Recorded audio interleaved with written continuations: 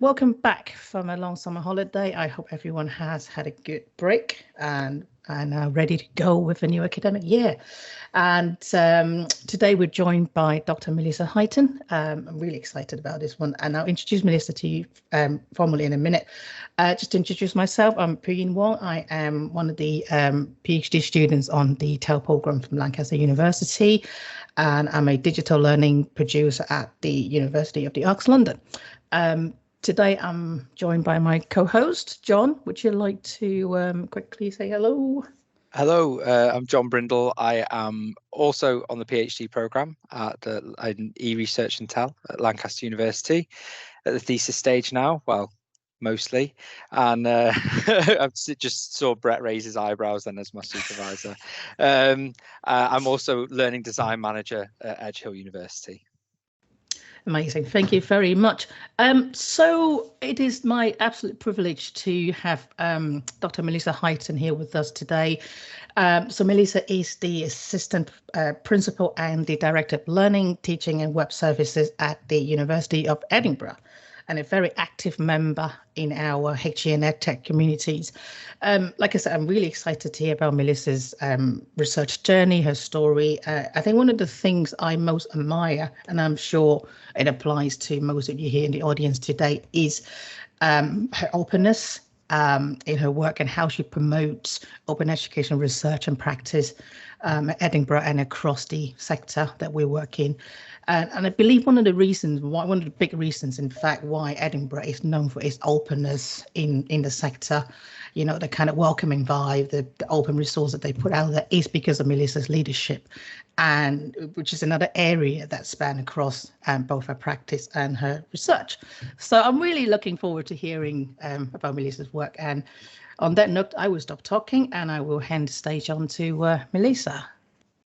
Thank you for that invitation, for that introduction, and thank you for the invitation to talk to you. It's lovely to talk to a research community, actually, and it's lovely to talk about research with colleagues who are studying, I'm assuming, part-time on top of full-time jobs, and I hope that what I talk about will encourage you, because I mean, that's exactly how I did my doctorate. And I only did it fairly recently. I thought about it for a very long time, and I never quite got round to doing it because I knew that I would study part-time. And I knew that that was going to take years and years and years. And the idea of concentrating on one topic or picking a topic that I was prepared to spend time with for 5, 6, 7 years potentially, and was actually quite intimidating to start with.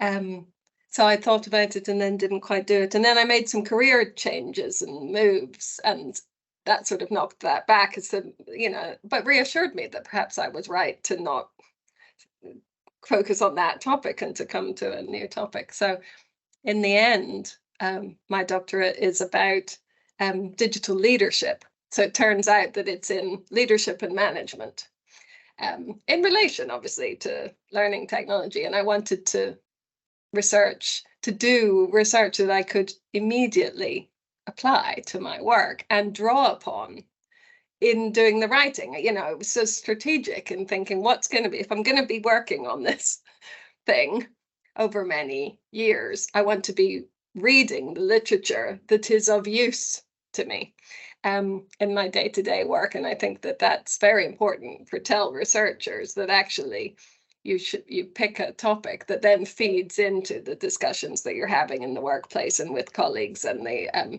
advice that we're giving to colleagues, and showing our understanding of a topic is very important. And so that choice to do that applied research alongside applied work is a considerable choice, and I'm very pleased and impressed that you're all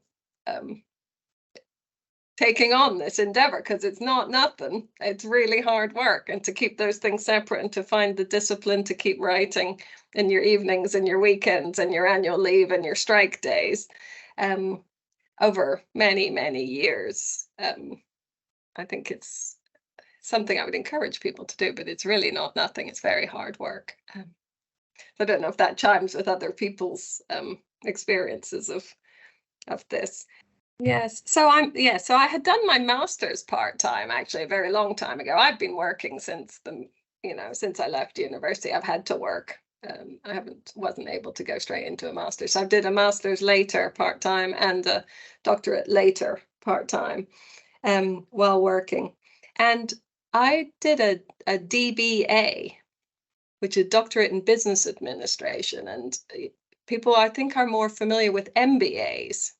And they tend to be, that people do MBAs and then they get an enormous salary hike and work in the private sector, or but a DBA it's that same, so it's business school and doctorate in business schools, and some of the business schools offer them and some of them don't, but they're structured to be about practitioners. So you need about 5 or 10 years of senior management experience, and you're drawing upon that. So that's your starting point. I think it would be hard to do a DBA straight from university, undergraduate, then master's, then DBA, or even MBA. So they're structured around the understanding that you are a person who is bringing at the outset a level of expert knowledge, but then the discipline that so it's a taught course. There are modules, and colleagues come from all over the world, and we did these intensive 2-week-long modules over several years.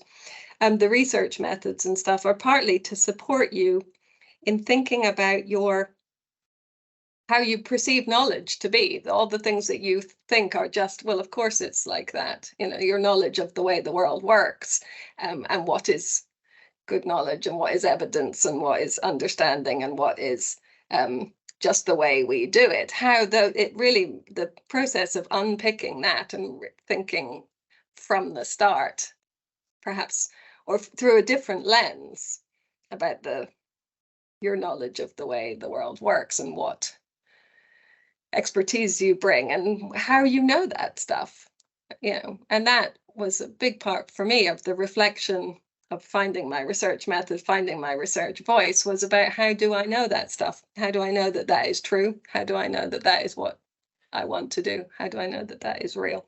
Where did that information come from? And thinking about research methods and research philosophies, if you're going to approach writing for a long time, I think that finding your research method or your research philosophy is really important, because you're going to have to spend a lot of time with it, and it will shape the way you understand knowledge, and all your discussions that you have with your supervisor about ontologies and epistemologies and axiologies and such. There's that discipline of understanding knowledge and what evidence is and how you research things. And you've mentioned about being open. One of the things that I have done for many years, all the ologies, yes. One thing I've done for many years and continued to do was I write a blog. So I'm a long time blogger, and I write blogs. And one of the reasons that I chose the DBA was that it actually had a 10,000 word reflective piece associated with it. And I think that maybe Ed D's and perhaps your courses as well will have something like that. And for some people, that would send them screaming to the hills and say, oh, couldn't possibly. But I looked at that and I just thought, that is actually going to be the bit that I'm least intimidated by, because I'm already used to essentially writing a diary as I go through, and the structure of that helps me to look back on how I was thinking before, and how I've changed, and what my research journey is.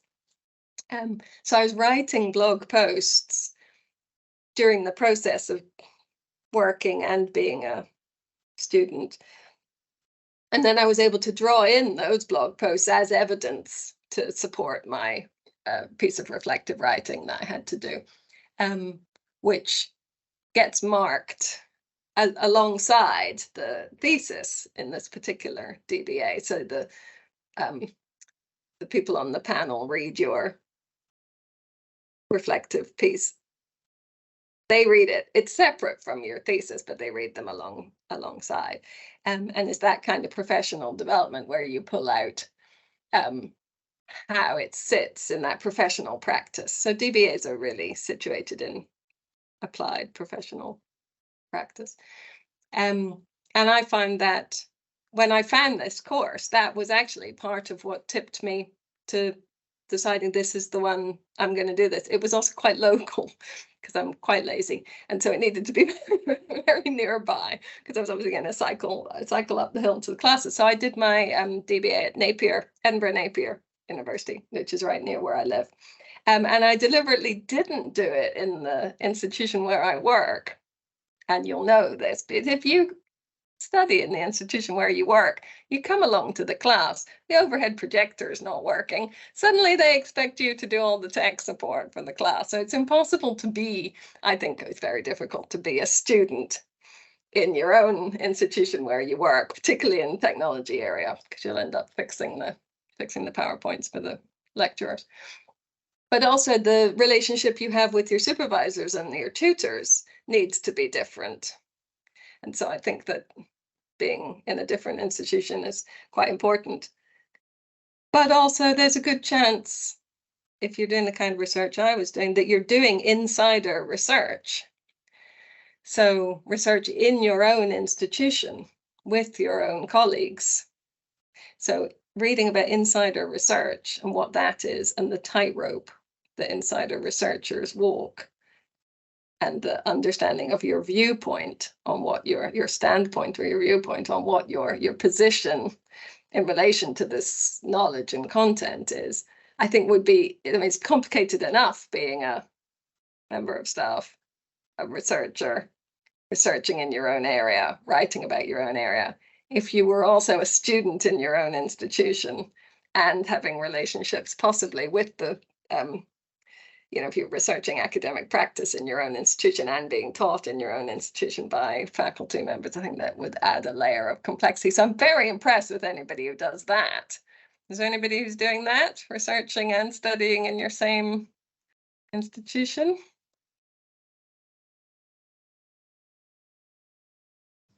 No, absolutely not. I've done my PG cert as most people would do theirs in the institution, and I've done enough fixing AV stuff. No, absolutely not. So yeah, so my choice to take a DBA was really very much a decision about improving my practice, and also to investigate an area that I could then publish and write about to share that knowledge with peers. And in the hope of making the world a better place. And I think that those, again, the effort that one might put in to doing something like this, knowing what the purpose of it is and how you hope to make recommendations that would be useful to share with peers and inform their practice. That's the impact of your research. And doing insider research, obviously your own institution is different from other institutions, but if you do it well, if you design it well, you'll be able to draw out some recommendations to a wider group of people.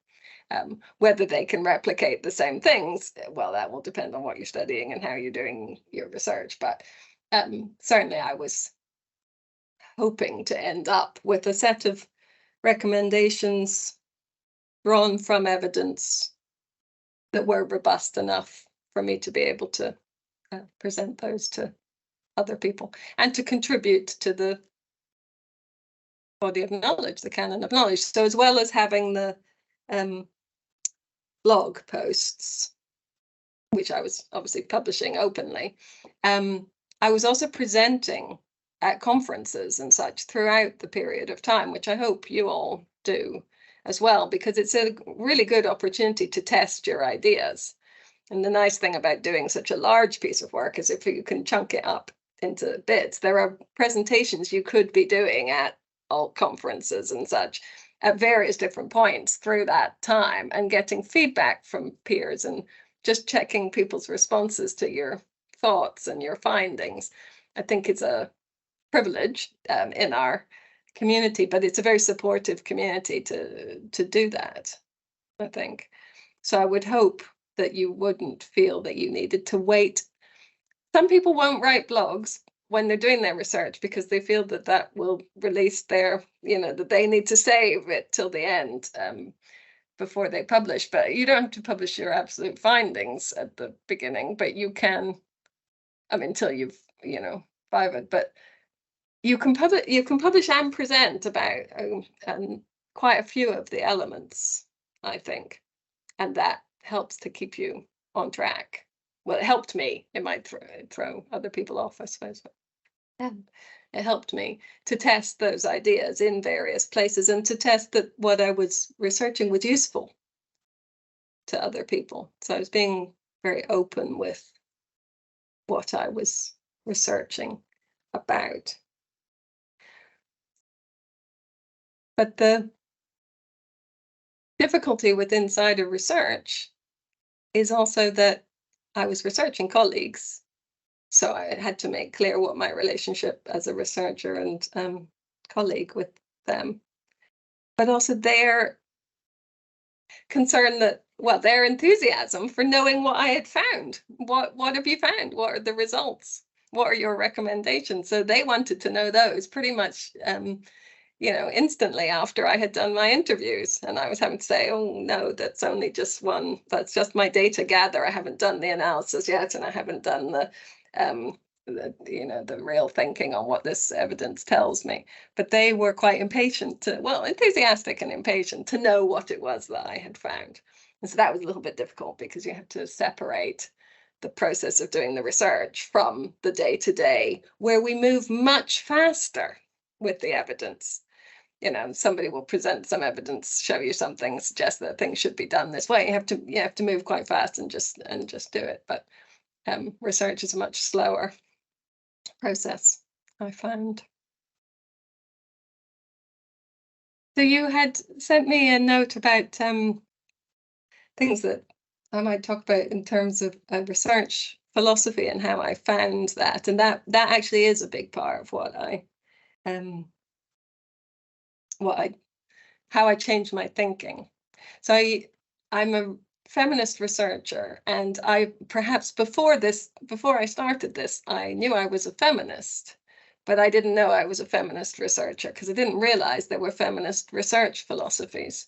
So although I felt quite strongly that the way I see the world is through a feminist lens, it wasn't until I read about doing feminist research or feminist research philosophies that I realized that there's rigor and structure around that, but also that it is a choice and an approach.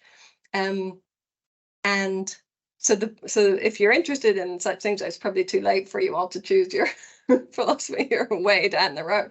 But so Brooke Ackerley and Jackie True have a book that I returned to over and over again, which I think is just called Doing Feminist Research or something like that. And I found that to be a very useful book. And once I went, even just reading it through the introduction, I thought, yes, of course, that's how yes, this makes perfect sense to me. But it meant that I just had to bring that rigor to it, and the questions that it raises, the boundaries of a philosophy, I think cause you to revisit the way you think and decide whether that is useful. So I'm just, is it okay if I just read you a little bit about that chunk from, yeah. Okay, so the choice of an intersectional feminist interpretivist research philosophy. That's what I'm going for. An intersectional feminist interpretivist research philosophy has shaped the choice of data collection methods. A feminist theoretical perspective can examine management in an inclusive manner allowing diversity to be understood through approaches based in socially constructed understandings of gender, class, and power relations, and offering some epistemological and ontological tools through which to examine similar and different experiences of groups. So because what I was researching was the experience of managers in the workplace, and they were a diverse set of people, they were all different. But that approach to trying to think about which identity groups, and that's management identity, leadership identity, digital identity, as well as the other kinds of identity, male, female, race, disability, and such. So the intersections are between your personal identities and your professional identities, and remembering that leaders and managers, whether they mean to or not, are representatives of a larger group, senior management or all managers or technical managers or so. And those identities are partly felt by ourselves, but also projected onto us by our by other people when they see us in our professional roles. So I was looking a lot at identity and how people see themselves in their job. So examining the similar and different experiences of groups. So feminist researchers' historical discussions around standpoint, rigor, and objectivity provide underpinnings for producing useful qualitative research, which will convince senior managers that the findings are true enough to be acted upon, and that the use of exclusively qualitative data does not prevent the findings being applied to wider policy. So I'm defending my choice to do qualitative. Remember, I'm researching about equality and diversity and inclusion, and often it's data, numbers in equality and diversity and inclusion. And so I was defending my choice to do qualitative by adding some rigor to the analysis through the framework of feminist interpretative data collection, with enough rigor drawing on the history of all other feminist researchers to make it robust enough to defend. Because once you are in an interpretative situation, it becomes it's your interpretation of something. So but feminist approaches, in common with many of the other newer or emerging critical social science methodologies, continue to require a robust defense.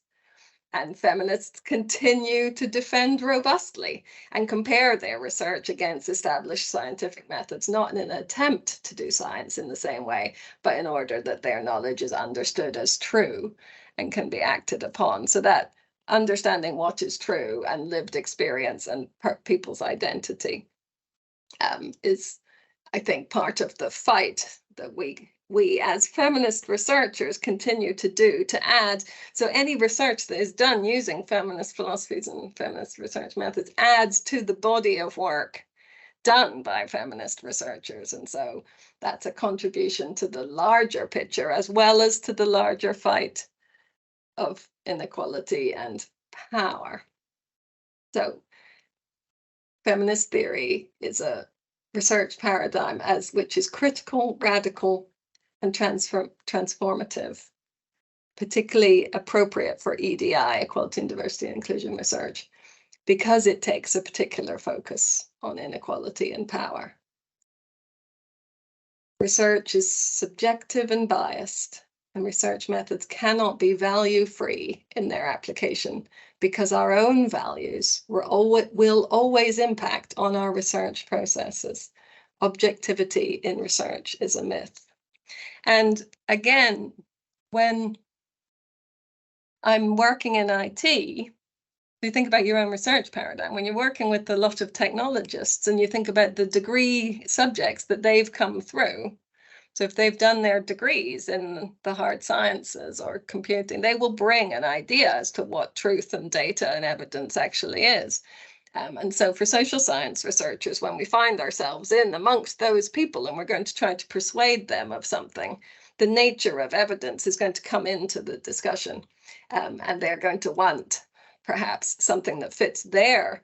So if you're doing research in order to persuade, find evidence in order to persuade, you're almost also thinking about who the audience for that is, and will it be useful to you, or could it be easily dismissed?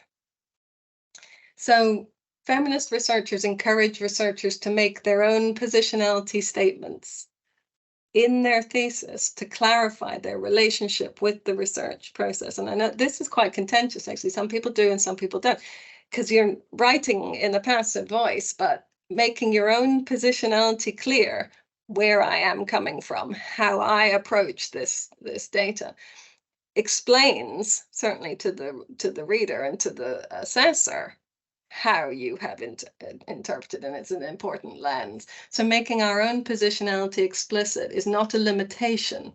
It serves to inform our EDI research rather than to invalidate it as biased or contaminated by personal perspectives and social and political viewpoints. So if you make your own positionality clear, it explains to the reader how you have found these things to be true. And because of this, it's important to be open about one's ethics and axiology, one's morals and values, and how those have been shaped.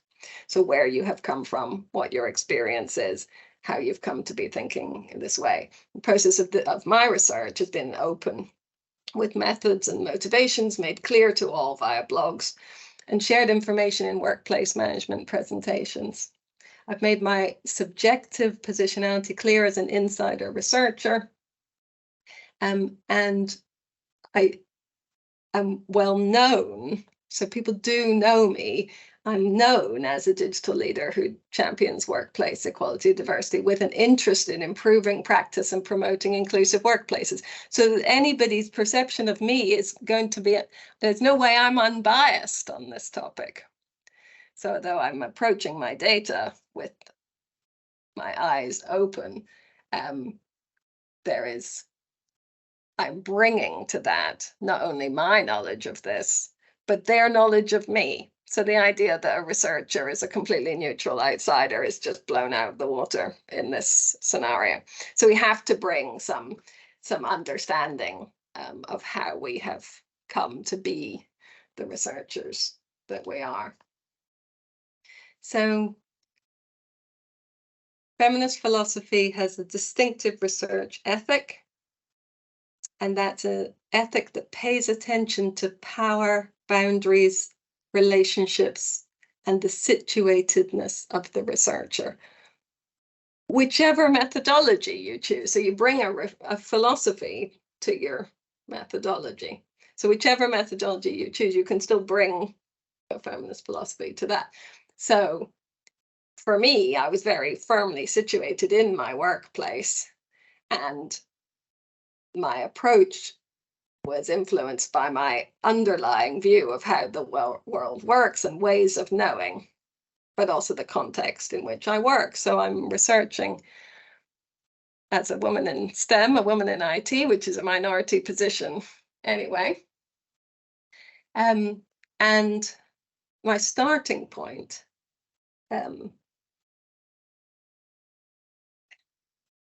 as soon as I say I'm a feminist researcher, also brings everybody's perceptions of feminism.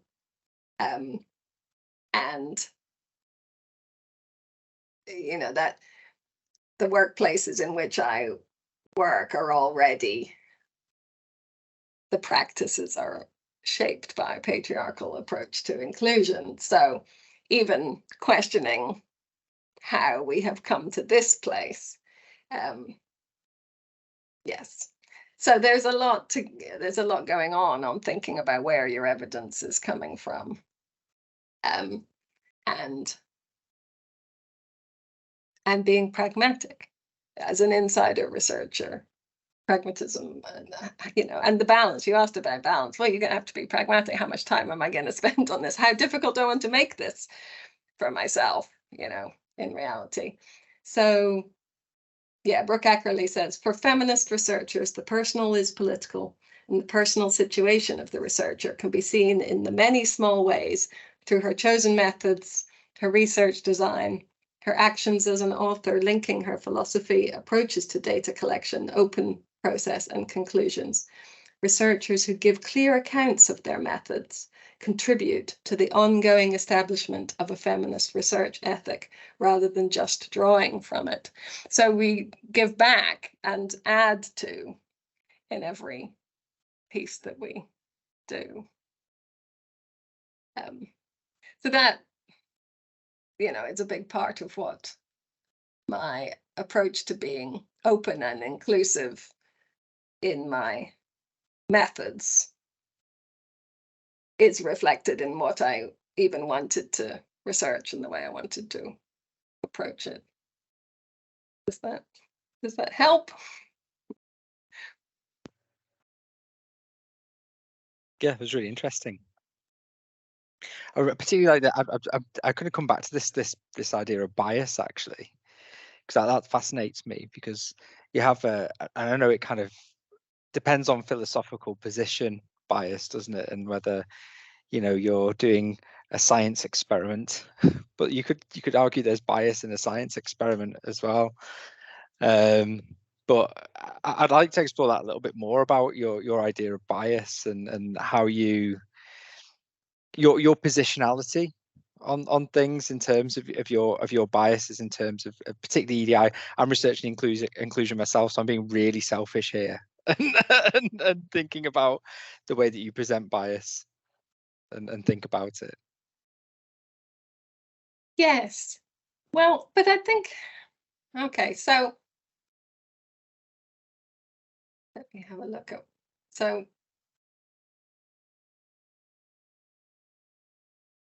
there's lots going on within insider research, I think, which, so what, so bias is, I don't think there's any, I think that the idea that researchers are objective is a bit of a myth, and would only really account for some, like doing an experiment where only this thing was, only X or Y had been changed. I think that the insider researchers reflect on the extent to which they're a researcher as opposed to professional in the workplace context, and the extent to which any claims of objectivity can be made, given that an insider will be naturally subjective about the context and the people they're working with. And I think the thing is to explain the bias, to make the bias transparent, if you believe it's, if it's bias. Because so many researchers who might claim that they're completely neutral, I'm just not sure. I think that that's shaped by research traditions and methods that have been shaped by some of those histories as to who was even allowed to do research and what methods were allowed to be used. I don't think that they are unbiased. So I suppose what I would say is about understanding the bias, checking your own privilege, checking your own assumptions. And that's part of the data analysis. Am I seeing that because I am looking for that?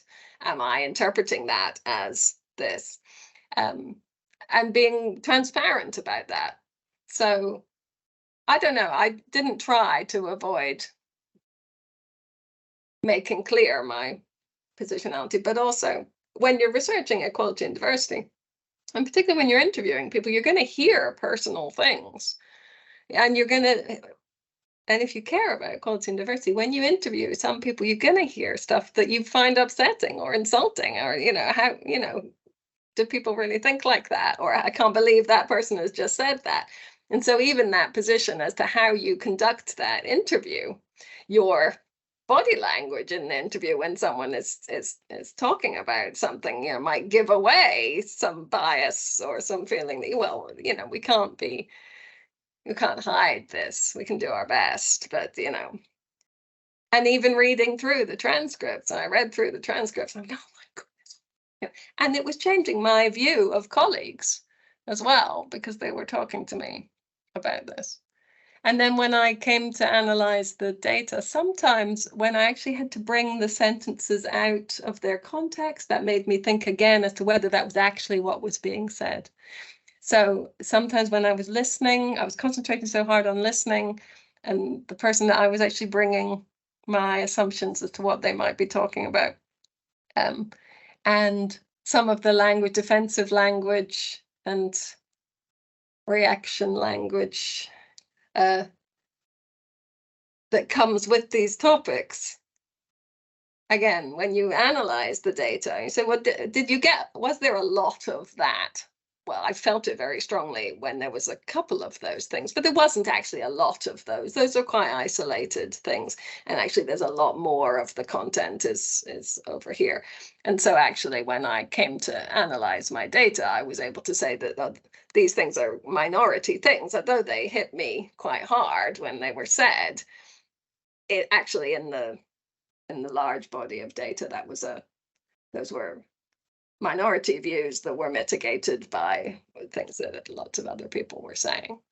So I think researching equality, diversity, and inclusion is it would be hard to remain without your standpoint or your positionality. And also, people are going to say what they think you want to hear them say. So it might not even be true. They might be performing for you anyway. So it might not be true data, but it's something. So you have to understand what your data is. I think, what have you actually found? What was actually happening? At that, you're bringing your 50 years of experience of being alive to understanding what was actually happening in that conversation. Can I, because I was about to ask you, as an insider researcher, your participants are your colleagues and potentially members of your team, you know, people who are junior to you, or, you know, you touched on that. How do you make sure they're not just saying what you want to hear, or they're not just complaining to you and exaggerating the problems or whatever, because you are in a position of seniority? You know, how do you, you know, pardon my language, how do you sniff out the bullshit, basically? Well, firstly, I didn't go up or down. I went sideways. So my participants are peers. So there's no power relationship in terms of line management. Yeah, we all bring power relationships with each other, with our peers, I suppose.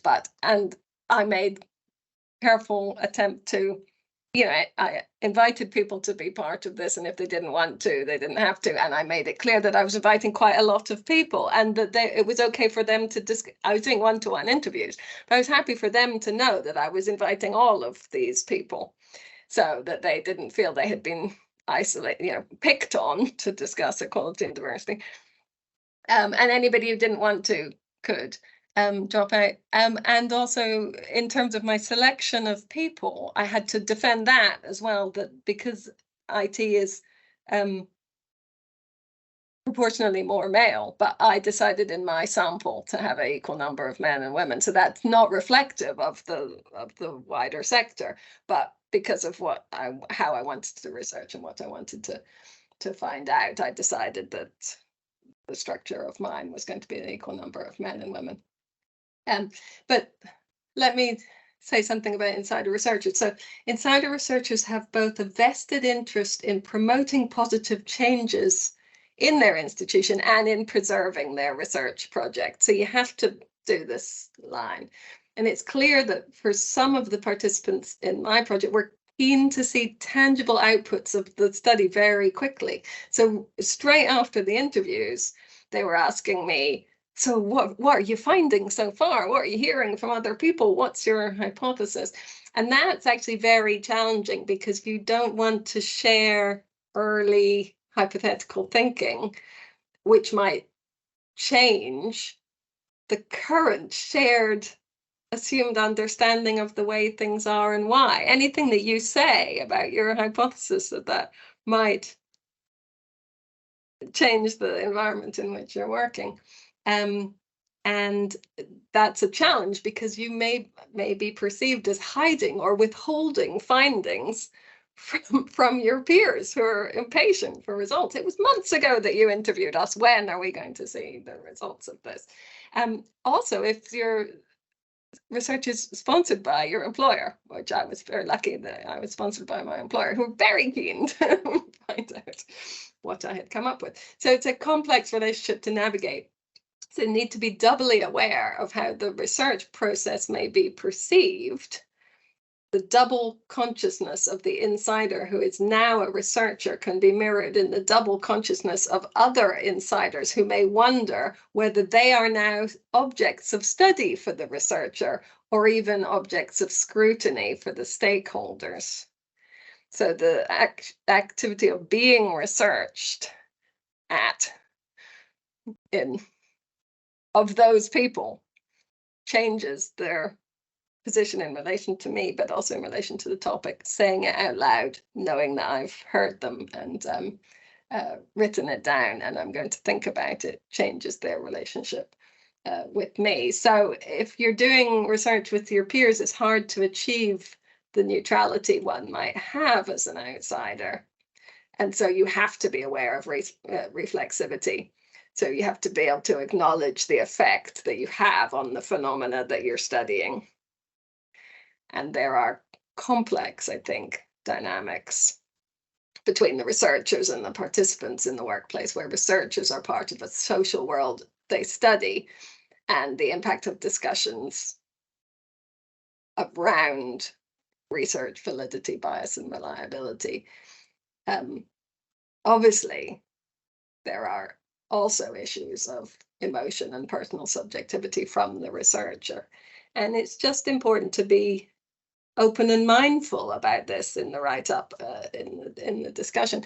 And part of writing on my blog, but also I got for myself a peer group of support,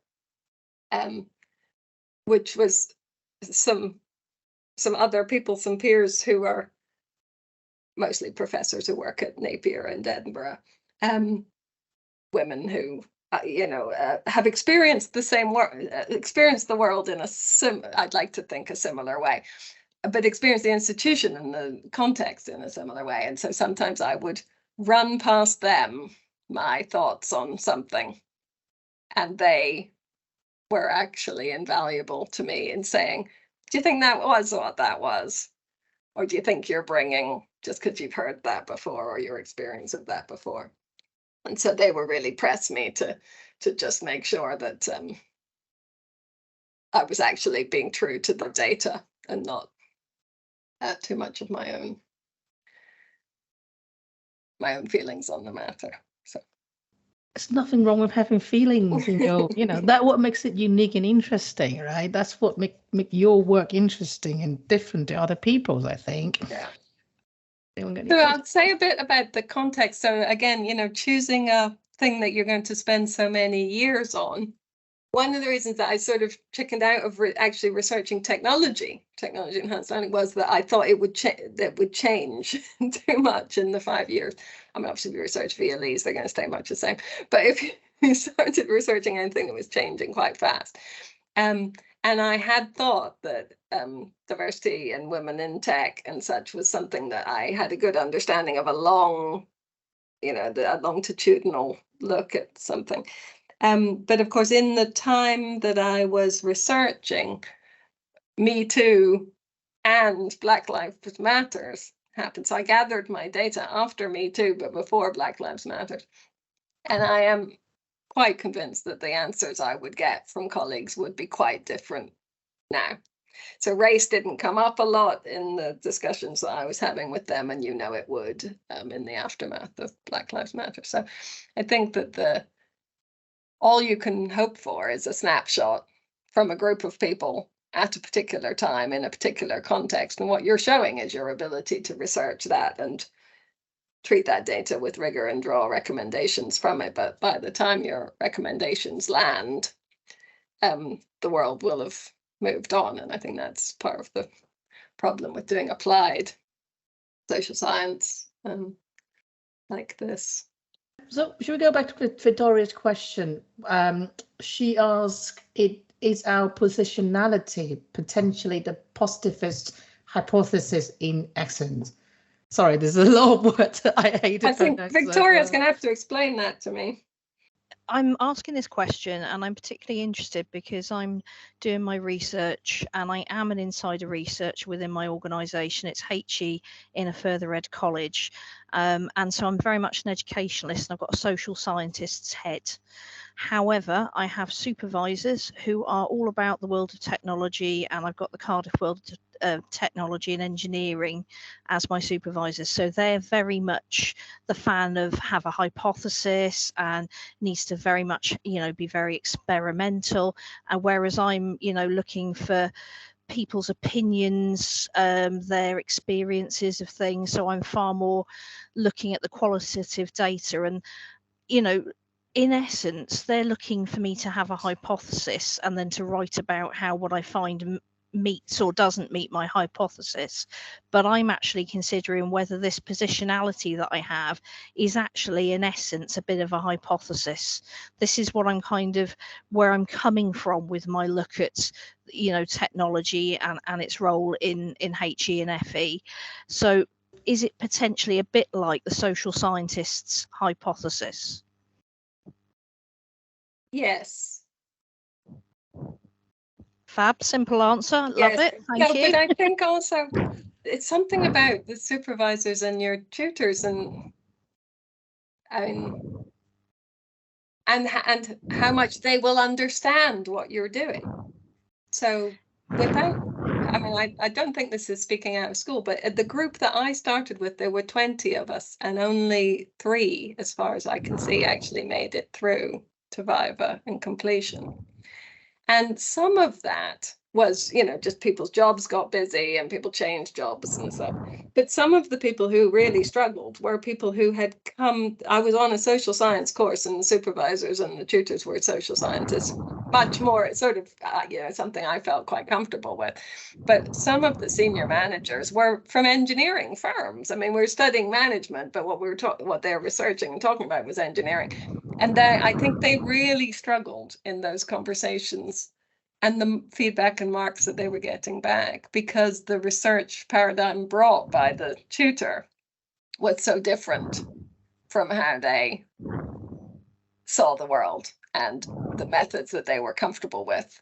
And I think that is a real thing as well. If we don't do undergraduate degree, then master's, then PhD straight with the same kind of group of people in the same discipline, if we move around in our disciplines and start doing education research from a background in chemistry or whatever, then that is a real gearing mismatch problem. And I wouldn't want you to suffer from a mismatch with, you don't have to do the research their way, but you do need to be able to defend it robustly. So you need the body of work from some other people and you need to be able to reference that. And that's a big part of your literature review, is to show that what you're doing is grounded in what a lot of other people have published and the way they've done it. But the other thing I did when I was on the courses that, well, you were saying, when we were doing our critical realist, and we were trying to find so I asked some of my academic colleagues who I see every day at meetings, people from the business school, people from social science, professors in their area, and I asked them, what's your research philosophy? What's your chosen research method? Are you a critical realist? Are you a positivist? And a lot of them said, nobody's asked me that since I did my PhD. So there are a certain amount of things that we as students are having to do to align ourselves with these things. But once you've got the badge that says that you've done the rigor of doing this long piece of intense thinking, you can then do research in lots of different ways. And I have found that that is actually a very freeing way to think about it, that I'm doing this document, this piece of research right now, and I might take elements of that to do another piece of research in the future, or I might, now that I know how to read a book and understand, read a book about research methods. You know, you get these big tomes with all the research methods in them, and you pick. This is what I liked about feminist philosophy, was it didn't require a particular research method. It's a philosophy around it, and so I could do lots of different methods within that, as long as I was approaching it with that underpinning philosophy. Sorry, that's quite a long answer to your question, but don't make yourself unhappy with struggling with that.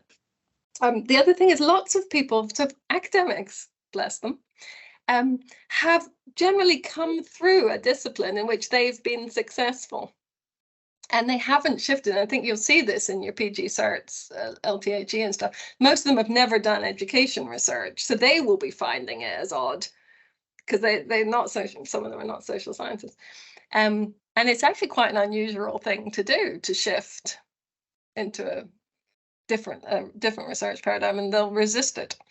And want to do experiments on our students. You know, here is a piece of technology before, applied technology, and after, and we're going, no, that's not going to work. And so partly you have to just be strong in making that point. And as a learning technologist, you have credibility in saying that that's not how students are going to experience this, or how the learning is going to change. But I often ask colleagues, because I meet colleagues from all disciplines, about how they did their research. And some people do experiments, and some people do interviews, and some people do focus groups, and some people do surveys. And I was very struck talking with somebody who researches in philosophy, and he said, well, Melissa, I just think very hard about something for a very long time. That's how, philosophical research and philosophy. So I think that anybody who's telling you what research is, or that's not research, or that's not how you do research, or that's not, I mean, these things exist to be questioned, I would say. And our confidence to find all kinds of different research and draw upon those and reference them, I think you need to be confident to do that.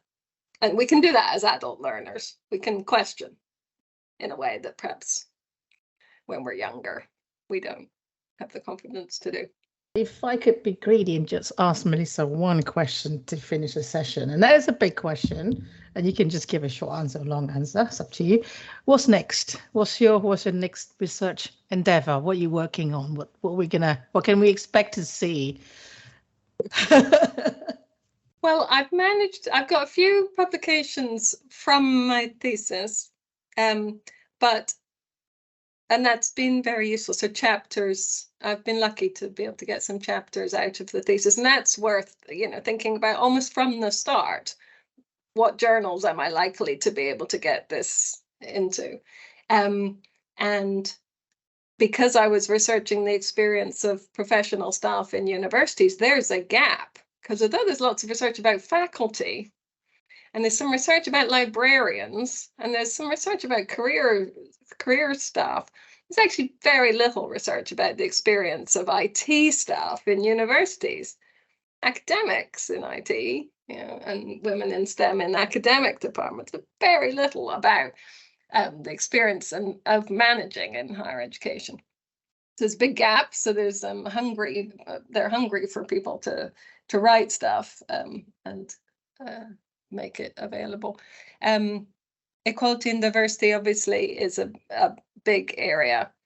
I should say I was a bit nervous about when I say feminist, and I didn't put feminist in the title of my thesis because it brings a lot of people's assumptions about what you're doing in your research. But I have managed to get a couple things published with the word feminist in the title, which is part of my contribution to making feminist research more visible.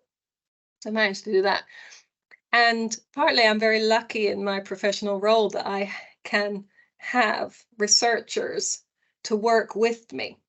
And so the data that I continue to gather about people in the workplace and the decisions that they make and how things can be changed, it's actually easier to do when you have people to work with rather than doing it on your own. So I think that this is writing your thesis the only time you'll have to do this all on your own. And after that, you can be doing it with other people. And I think that's much nicer. So yeah, the future for me is definitely doing research with other people, and about things that I think will make, as I say, make the world a better place.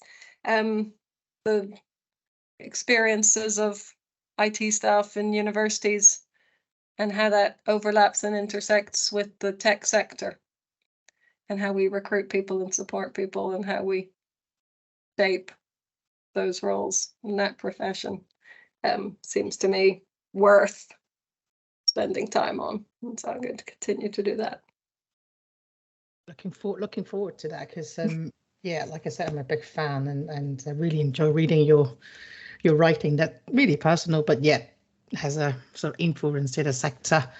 So thank you very much, Melissa. And I think that now's the time for us to unmute ourselves to express our appreciation for Melissa's time and her fantastic talk. You can use emoji, whichever way you like, put it in the chat. So yeah, thank you very much. Thank you. I've put a link to my blog if you want to read about any of this. It's on there. The whole thesis isn't on there. Some various different bits are.